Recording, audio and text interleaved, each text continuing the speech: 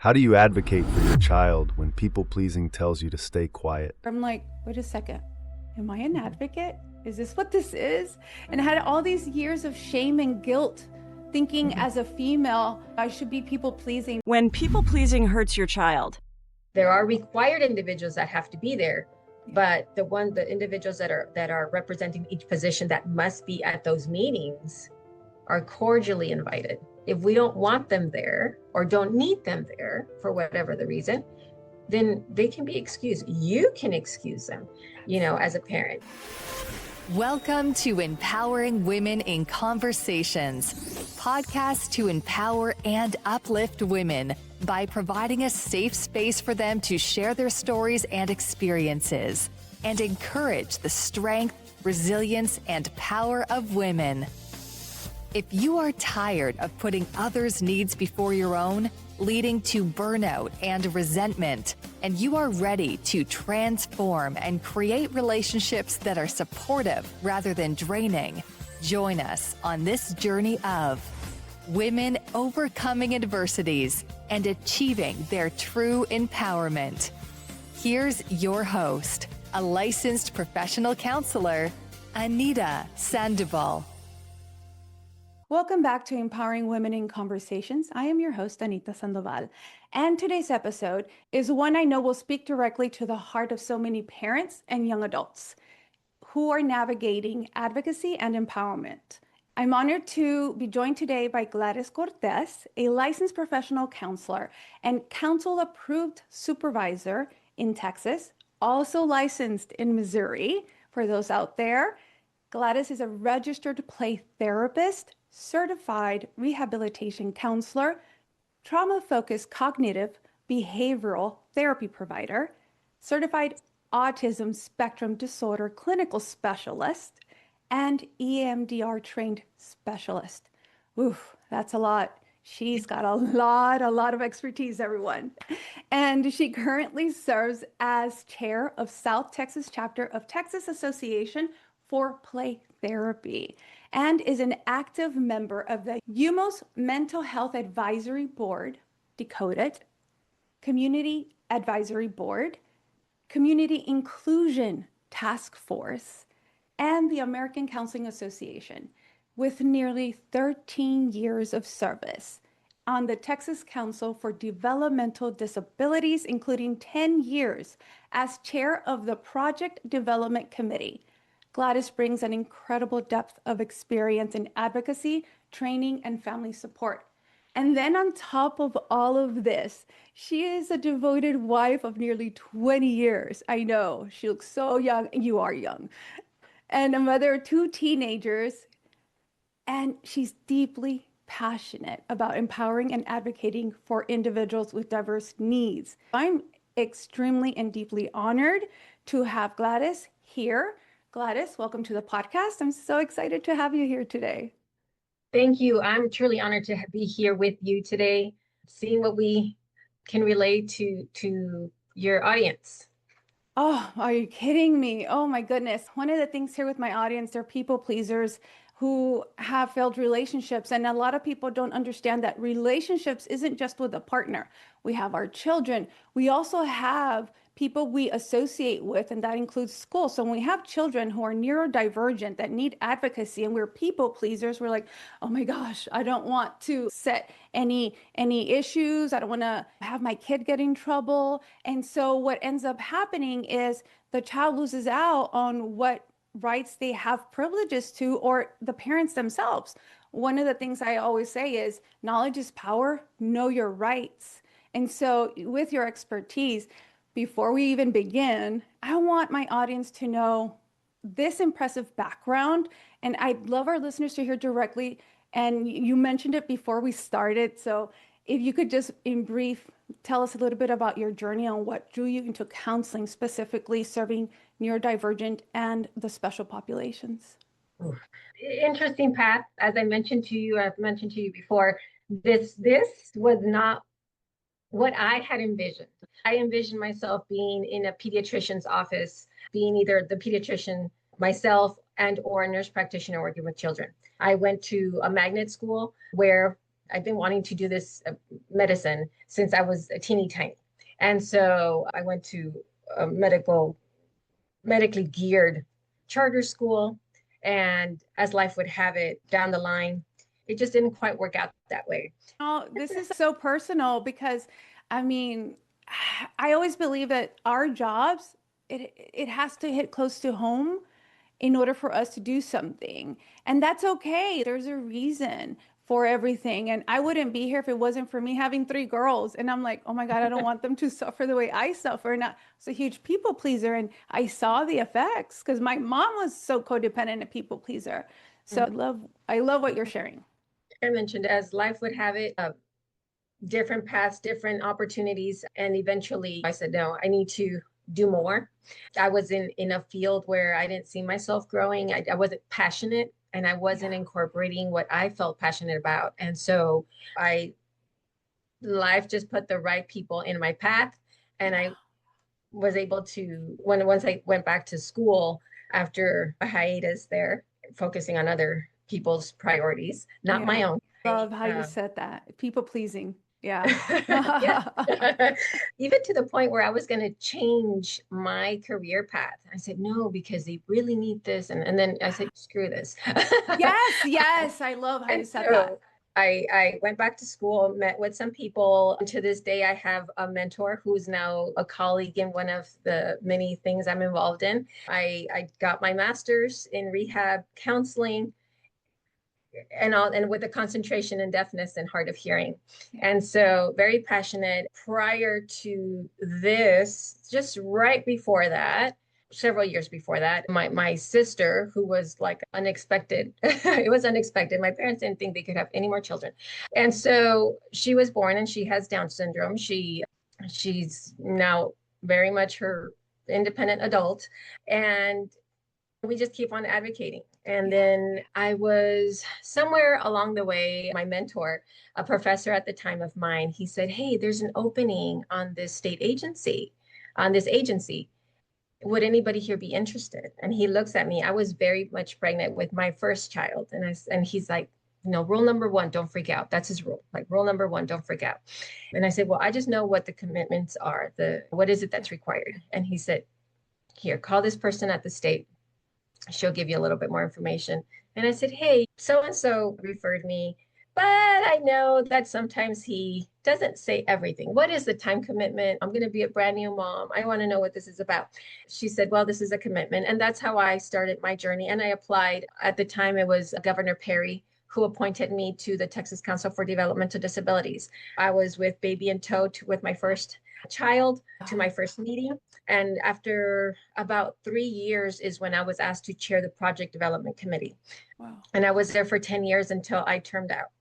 And so that was, I believe, May of 24 is when my term ended. And I stayed true to everything that I learned there, the individuals that I served with, my colleagues there, the individuals that I met, but also all the information that I got to learn. Yeah. I continue to just provide that to others. They're still a resource for me. Yeah. And so it's been a beautiful journey. I don't know about you, and Shirley, maybe you might agree. I learn from every individual that that I come to meet, even if it's just a brief meeting or brief hello, I learn from them. And so that's been the Cliff Note version, if anything, what my journey has been and what has gotten me here. I love everything you said, because here in the Rio Grande Valley, the necessity for advocacy, especially for inclusion and neurodivergent and special populations, is so much needed. Because I've even heard people going, oh, es que así es. Oh, eso no existe. Ay, está chiflado. And which exasperates the situation even more, because we need to normalize that this isn't a bad thing. Think of it as a language. Somebody comes in speaking Spanish, they go to the school, and then what do they say? They speak Spanish. They must not know. And what happens? They will put them a grade below. And yet they're very, very smart. And they do know how to process. It's just the language barrier. And because they didn't want to know that, and now years later, they're like, let's do the transition, and let's do a class for Spanish and still teach the material. And then we include them after several years into the English. And that is something that I would love to see with the special population, which they call mainstreaming, but they don't really put an emphasis on that. And they just think, oh, just ADHD or this. No, get to know the culture, get to know the language of the special population. And if they were to just do that, and this is where advocacy comes in. When we advocate, we're telling them, hey, this is the language that needs to be spoken to really have a cohesive community, inclusion, as you have mentioned. Yeah, let's talk about advocacy when it comes to that word.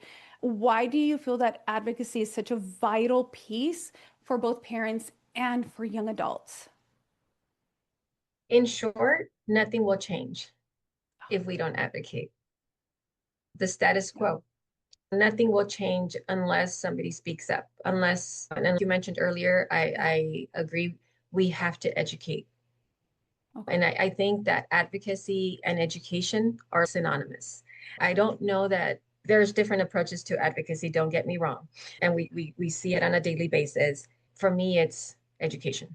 Educate yourself fully, and as much as possible, of course, but you can educate others, build bridges wherever possible. That's how inclusion will happen. Advocacy, if we were to define that for our community, because when I grew up, I used to always think I'm so difficult. They would call me arrogant. And it didn't dawn on me until later. I'm like, wait a second, am I an advocate? Is this what this is? And I had all these years of shame and guilt, thinking as a female, I should be a people pleaser and I should be this. And now I have to, and it still bogs me, like my mind, whenever I do advocate, and later it's like, what if they hate me? What if this? What if that? But it's less now because it's society's programming. What would you tell these parents or just the community? How can we differentiate when we're advocating and when we're really just, getting into our emotion fields and just really causing a conflict that is not healthy? Are things fair? Are they morally appropriate? And is what we're advocating for just self-serving? Okay. Or is it going to be something that will be, if you will, a change of barriers or breaking certain barriers, building those bridges? If I want, I can give you examples, but is this ultimately going to be self-serving? Or if this change, if you tweak something, for right now, it'll serve my child or whomever I'm advocating for or with, but think about all the others that would benefit from it. So it's not just for this one person. And I think serving on the council for as long as I did, that was my one thing. I got in there, my ticket in was my sister, being a sibling of someone with a disability. Yeah. But every decision that I made and I contributed to the decision making was not because of her or for her. It was for in that council, it was for Texans. Anybody that resides in Texas will benefit from the decisions that we make, right? When we're advocating, is it just for this one student, or it's just not just for this student right now today, but for others? Yeah. Once my child has long gone, graduated, made a life of themselves, for themselves. And so, I hold advocacy in high regard, and it's almost like I protected, and how I do so, I am very protective of that, primarily. And don't get me wrong, I can get extremely passionate and very emotional when it comes to advocacy, but I keep it contained, emotions contained, primarily because I don't want people to close the door on me. I want people to say and essentially welcome me back and say, or use me as a resource. So you mentioned this last time. Do you mind talking to me more about it? Let's meet up. It's like, yeah, sure, absolutely. As I may have shared with you before, I mentioned it to many, many people, I have so much information up in here, I don't want it to go, to the grave with me. I have so much to share, so much I've learned that has benefited my life, clients and family members and friends. Why not help others? I love how you said that. Like, even though it hits home and it's an emotional level, I want you to think of the end in mind. how would this not only benefit her, but others in that same position? I know I recently went to a 504 because of my daughter who has ADHD. And one of the common misconceptions that people have, it's like, oh, she gets along really well. She socializes. And I'm thinking, ADHD has nothing to do with socializing. It's an executive functioning disinhibition. And so what I ended up doing is gathering the data of her evaluation and getting her strengths, her weaknesses, getting the rights that she has when it comes to a classroom setting, and using evidence-based data. There's a book called Smart But Scattered by Peg Dawson. They utilize it in different schools, using those strategies. And then I based it there, made a document to share with the staff there, and went over and they were like, oh, what is this? Well, this is a little bit of my daughter because it's an umbrella and everybody's different. These symptoms are different. So we don't want to peg any diagnoses as everybody's like this, because we want to also get to know the individual. And I discuss what it is, what it is not, what they see. And the first thing I did was, where's my daughter? Oh, she's not here. Oh, no, that's okay. She's in middle school. She can surely talk. Oh, what if the teachers, they have things to say? I don't think she would appreciate if people were talking behind her back. So I think she would love to hear what they have to say in front of her. And so she needs to be here. She needs to learn how to advocate for herself and see me advocating for her and then her as well. And so they bring her in, and lo and behold, I mean, everything was great. And she discussed how it feels, anything she notices, not notices, but the teachers also what they notice, not notice. But also I was there. Do you remember this? This is something of how ADHD works. So getting to know the diagnoses, whether it's autism, whether it's a disability of a visual impairment or hearing impairment or anything for that matter, get to know that, but then let them know. And I loved it because at the end of it, I remember one of the administrators going, oh my gosh, thank you. And I'm like, you're welcome. And I was like, I hope they don't think I was being hard or anything, and see how that comes in. And I'm like, no, I'm advocating. And I even told my daughter, how did that feel? And she was like, that was so good. And I'm like, good, because when you go to college, you're going to have to learn how to do this for yourself. I've been doing this for a while, so it's easy for me. And even then, I find it like my voice was shaky, and I was like, don't cry, because my overwhelm of like, oh my gosh. For parents who are just starting this journey, that have never really advocated, they may feel overwhelmed. What's like the very first step aside? Like, let's say they're learning where to go to, or where can they go to begin advocating for their child? I'll just side note here. One of the things that I remind any parent that I work with, I remind them, they could see all the little papers on my wall, everything that you just mentioned at the start of this, all those things. I tell them, I'm not the expert on your child. You are. So let's just start with that. I want them to know, coming from the person that has little papers and the letters behind the name, I want them to know that I'm validating their role as a parent and uplifting and empowering that. Because oftentimes, and you mentioned attending meetings, I've attended many as a support person and advocate in those meetings. They look at me and I'm like, focus on them. I'm just taking notes here. I'm just a note taker. Because of course, we've already debriefed and done all sorts of things right before the meeting, just as much as they do before. But what is one thing that they need to know is that they're the parent. And nobody, I don't care who that person is. Nobody will care more for your child. Being able to, if something doesn't sit right, if you are a devoted parent, you get that gut feeling like something's not right, or something, it just doesn't sit right, either with the way my child's behaving or the way they're feeling, or what they're telling me just does not sit right with me. And reroute and try to get other answers or clarification or just a second opinion. And this is not to say honestly, I don't. I tell parents, I may tell you something you don't want to hear. Yeah. Very likely I am. Right? Because part of the work that we have to do as parents to advocate, we have to be honest with ourselves. Yeah. and honest regarding the diagnoses and prognoses of whatever condition it may be. And that's hard. I know I've been in meetings, I've accompanied my family, like I mentioned, my sister, and it's hard. It's hard hearing, oh, you have a 15-year-old, but their IQ is that of, let's say, a 9-year-old. That's hard. Yeah.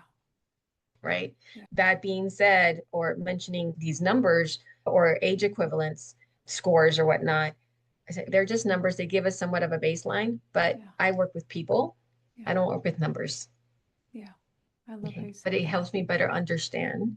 I don't need them because I work with the child and I get to know them first.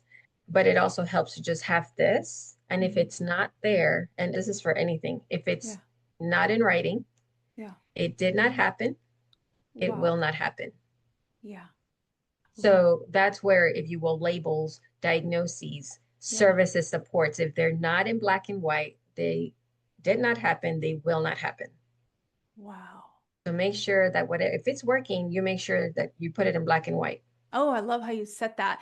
You know, when you're advocating for your child, get to know your child first. And that way, and I know this, they will not say, oh, okay, let's see your child this. No, they're just going by a paper of like a checklist. They really do not know your child. So you advocating saying, hey, look at my child. This is them, because they're humans too. And they have needs as well. And so that is amazing. And a first step is get to know your child, get to know your rights. And what advice do you give parents who struggle with people pleasing, wanting to be nice, not make waves when it comes to IEP or ARD meetings or 504 meetings? Those that are struggling, that if they know something is off, they tend to be people pleasers and don't want to be difficult, or that Karen, or they don't want to make waves and they want to just be nice. What do you tell them? So I kind of go back to what I mentioned a little bit ago. So let's just start at the end. Where do you foresee your child being when they turn 18 or when they age out of the academic system, depending on what their diagnoses are? And how do you think we're going to get there at this rate, with you not speaking up, with you not advocating and standing up? How are you going to get there? Because the system's not set up to do that for you or for your child, for that matter, unless somebody sets the ball in motion. So one of the things that, you mentioned people pleasing. Yeah. There's something like, no, I don't want them to not like me, or, they're very nice to me all the time and I don't want them to look at me differently. Yes. And I said, okay, all right. So that's the power of advocacy. They won't look at you less than, quite the contrary, right? You mentioned get to know your child, because on paper, we will be one person and we might fit the bill for whatever the position or whatever it is, but you meet the person and they are just not the right fit. I like how you said that. And we see this on a daily basis. There's wonderful, wonderful doctors. They know so much, but their people skills are like just not there. Yeah. And they're just like, and it's unfortunate, right? Because we want to be validated. We want to be heard as parents, as patients, whatever it may be. Yeah. So, when I am speaking to parents who feel that way, let's just say that I also remind them that, one, I validate. I wasn't always a strong advocate. I have my moments and I do cry, and I feel defeated and I get like imposter syndrome, like, oh, am I good enough? Like, did I do a good enough job? Maybe I've been in situations before where, heck, when my mom was pregnant with my sister, she knew she was pregnant, she thought. And so I went with mom. Usually my dad would go, but we don't know what's going to happen. Anyway, so I had to stand up as a 20-year-old in front of this doctor who was near retirement. And because he was suggesting terminating the pregnancy. And mind you, as a family, we had already talked about it. I was 20 freaking years old. I could have been the parent, So we talked about it as a family and said, okay, termination is not an option. And so I was shaking. I don't know how I kept it together because I was shaking. My hands were clammy, like the anxiety, like everything. And I said, I don't think you heard her. Yeah. And I was shaking. I still remember the feeling. Oh, wow. I said, that's not an option for our family. Yeah.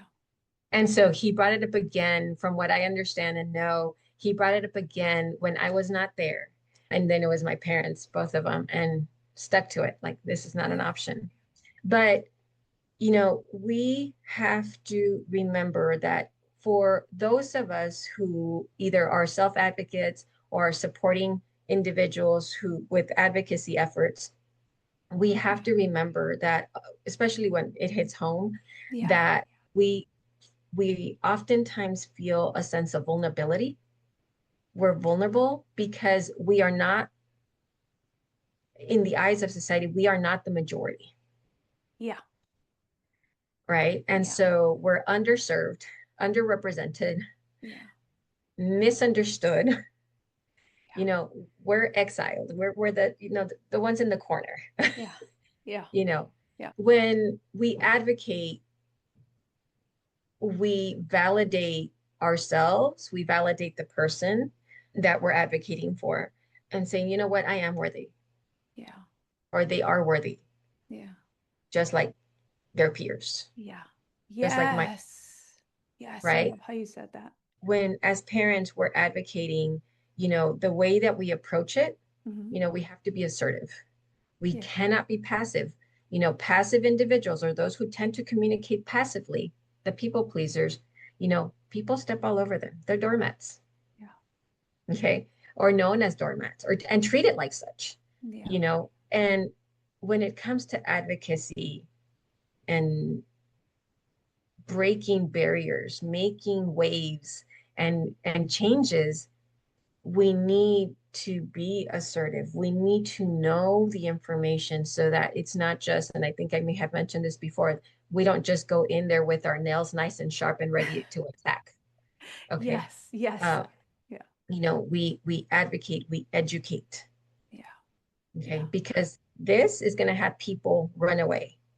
One of the things that I remind people too, do you want to be feared or do you want to be respected? Because it's not the same thing. Okay. All right. If I fear you, I'm not going to go to you to open up. If I respect you, I'm going to go to you. Right. Yeah. And so we want to be the person that is respected, the advocate that is respected, the parent that's respected, the individual, right, that's respected, not feared or avoided, because of our past behaviors or how we stand up for ourselves. Don't get me wrong. Again, sometimes it can get very emotional, very charged. Yeah. But we have to, funnel that assertive part in us and say, okay, and if we need to walk away and stop a meeting, we do. You know what? Why don't we take a break? Let's just table everything. We're not going to sign anything. Let's just table everything for today. And maybe we can pick up next week. I love that. Do parents have a right to do that? Yes, those meetings are for parents to direct, not anybody else. We're conditioned to think that we are cordially invited to these meetings. No. The ones that are cordially invited is everybody else. There you go. Right. There are required individuals that have to be there, but the individuals that are representing each position that must be at those meetings are cordially invited. If we don't want them there or don't need them there for whatever the reason, then they can be excused. You can excuse them, as a parent. I know I've done that. And sometimes they're like, oh, okay, like, are you sure? Yeah, I mean, we're done reviewing the assessment you did. We're on this other task. When you're welcome, like, unless you want to stay, you're more than welcome to stay. But if you want to invite your whole entire church choir, you're more than welcome. You want to invite the basketball team, again, you go right ahead. It is your right. As a parent, it is the right of the student. Oh, I love how you said that. And so parents, knowing your rights, educating yourself, seeing it as the diagnosis of knowing your child, helping them but not knowing the morality of it, of how it's going to help others with that same condition. And then so that way you don't take it so personal. You can take a time off if it gets too overwhelming. So this is the children growing, right? We're doing it for them. And now when the child starts growing into their teens and then going into young adults, the issue now comes that they're going to go to college, and people don't even know, some of them, that these 504 strategies, they can have these accommodations also in college and at work. In part 2, we explore how advocacy follows our children into their teens, college, and adulthood, and why learning to speak up now matters later. Thanks for listening to Empowering Women in Conversations. This conversation has ended, but your journey to empowerment continues. Please share with someone you know who will find this conversation helpful and inspiring. And don't forget to subscribe so you don't miss an episode. Until our next empowered conversation with your host, licensed professional counselor, Anita Sandoval. And remember, we are brave. We are strong. We are compassionate. We are women empowered.